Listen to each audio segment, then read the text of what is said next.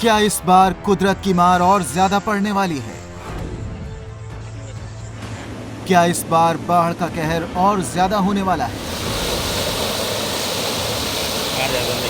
क्या इस बार बिहार में बाढ़ की तबाही पुराने रिकॉर्ड तोड़ने वाली है?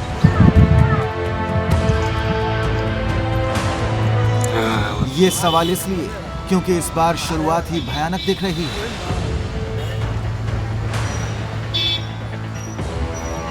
क्योंकि इस बार बारिश का मौसम ठीक से शुरू भी नहीं हुआ कि तबाही नजर आने लगी।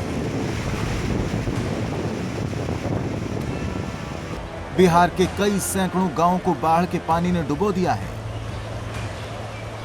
सड़कें समंदर बन गई हैं, गांव की गलियों में नदी घुस गई है। नेपाल की बारिश ने बिहार और यूपी की नदियों में उफान ला दिया है। बूढ़ी गंडक, गंगा और दूसरी नदियां खतरे के निशान से ऊपर बह रही हैं। पूर्वी और पश्चिम चंपारण के कई गांव बाढ़ के पानी का शिकार हो गए हैं। बेतिया में तो जान पर खेलकर दूल्हा अपनी बारात लेकर दुल्हन के घर पहुंचा। गोपालगंज में 50 से ज्यादा गांवों में पानी घुसने के बाद पलायन शुरू हुआ। सवाल यह है कि सैलाब के सितम से कौन बचाएगा? अभी कोरोना का कहर थमा भी नहीं है कि देश में एक और बड़े खतरे ने दस्तक दे दी है। ये खतरा कुदरती है। बारिश की शुरुआत हुई है, मॉनसून पूरी तरह आया नहीं है, लेकिन उससे पहले ही बिहार, उत्तर प्रदेश सहित दूसरे इलाकों से बाढ़ की जो तस्वीरें आ रही हैं वो डराने वाली हैं। इन तस्वीरों को देखिए।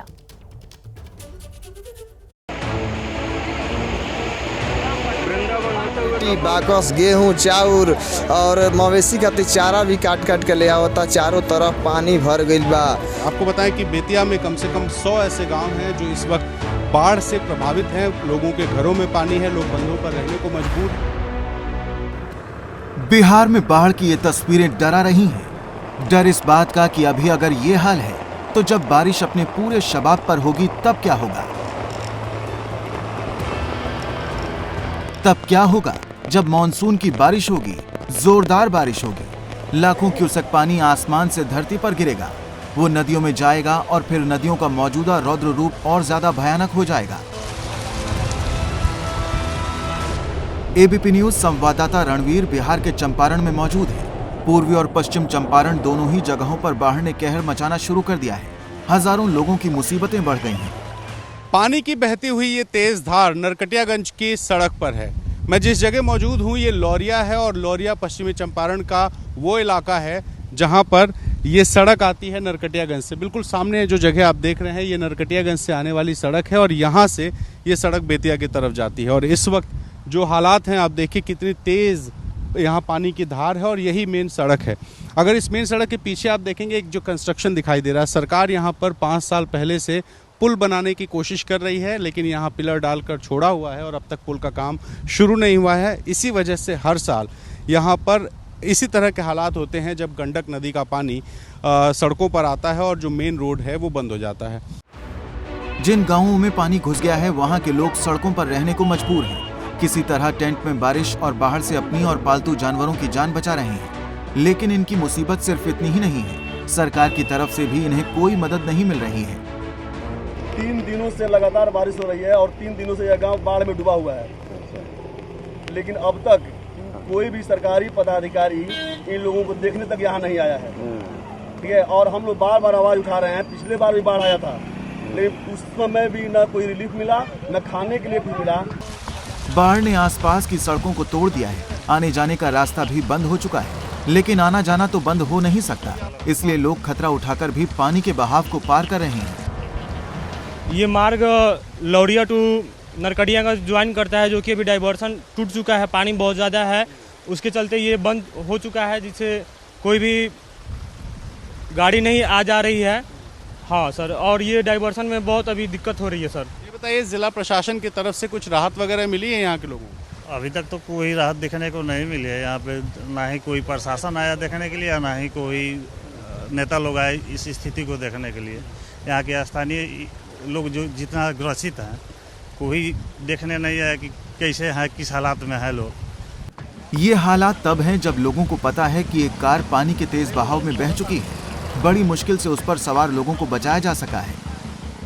ये जो सामने पेड़ दिखाई दे रहा है, इस पेड़ के पास एक मारुति ऑल्टो गाड़ी फंसी हुई है और वो गाड़ी फंसी कैसे, उसकी कहानी यहाँ से समझिए। ये जो अंडर कंस्ट्रक्शन पुल है जो मेरे बिल्कुल दाहिनी तरफ है, इस अंडर कंस्ट्रक्शन पुल के पास बगल से एक डाइवर्जन रोड बनी हुई है और उसी रोड पर जब पानी कम था उस वक्त एक मारुति ऑल्टो कार लेकर नरकटियागंज जाने की कोशिश कर रहा था और वो गाड़ी पानी के तेज बहाव में बहकर यहाँ आगे पेड़ के पास चली गई और लोगों ने फिर उसको बचाया, 2 लोगों को। करीब 11 बजे रात के वो जो उधर से नरकटियागंज से आ रहे थे लोग और वहाँ से आने के बाद पानी बढ़ गया, वो लोग दह गए। दहते दहते वो गाड़ी के ऊपर चढ़ गए थे लोग।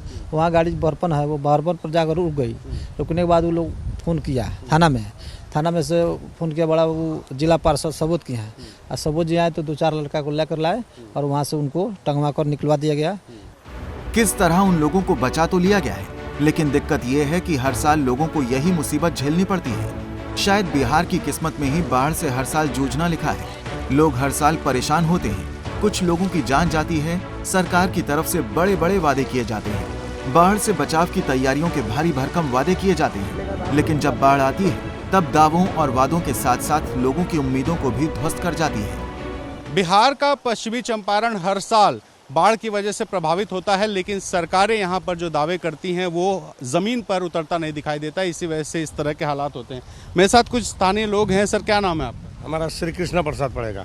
श्री कृष्ण जी, ये बताइए, ये बाढ़ क्या हर साल आती है या इस साल ज़्यादा? हर साल आती है जी। इससे ज़्यादा रहती है, कम रहती नहीं, ज़्यादा भी रहती है, इससे हल्का कम होती है, ज़्यादा भी रहती है, बहुत तूफान पानी रहती है जी। है? बताइए कि हर साल बाढ़ आती है, सरकार दावे करती है कि बहुत कुछ हो रहा है, लगता है कि कुछ हो रहा है? देखिए, कुछ हो रहा है और बहुत कुछ नहीं हो रहा है। ठीक है, इसमें विपक्षी लोग भी कर रहे हैं। पुल बना हुआ 5 साल से पुल पर ऑब्जेक्शन आ गया है, इसी तरह पुल पड़ा हुआ है और इसको सब एथी कर रहे हैं लोग कि लौरबाद हो जाएंगे या हो जाएंगे, मगर उस तरह बात नहीं है। मगर विपक्षी लोग सब एंटी कर करके इसको रोकवा दिए हैं। आपके मुताबिक ये जो पुल बन रहा है, मेरे सामने दिखाई दे रहा है, ये पुल 5 साल से ऐसे ही है और लेकिन इसको कंप्लीट नहीं करने देते? जी नहीं, कंप्लीट नहीं करने देते हैं, इसी तरह पड़ा हुआ है। पानी में डूबे स्कूल की पहली मंजिल की ये तस्वीरें गोपालगंज जिले की हैं। इससे आप समझ सकते हैं कि बाढ़ की त्रासदी किस कदर गोपालगंज के लोगों को झेलनी पड़ रही है। चौकी, सामान, अपन पेटी, बाकस, गेहूं, चाउर और मवेशी का चारा भी काट काट के ले आवता। चारों तरफ पानी भर गइल बा। सारण तटबंध के अंदर बसे गांव में पानी फैलने के साथ बाढ़ पीड़ितों की मुश्किलें भी बढ़ती जा रही हैं। बाढ़ग्रस्त इलाके के कई मकान व रास्ते टूट चुके हैं, लिहाजा जान जोखिम में डालकर लोग पलायन कर रहे हैं।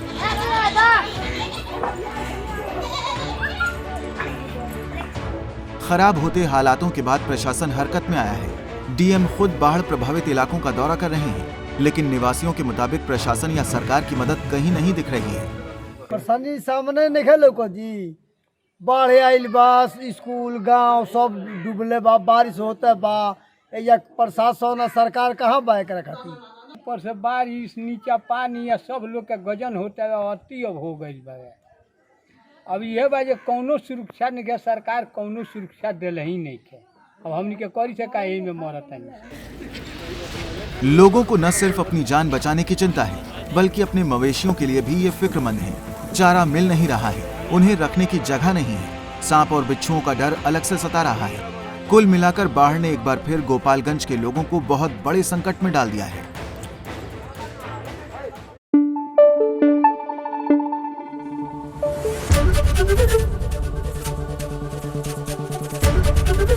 एबीपी न्यूज आपको रखे आगे।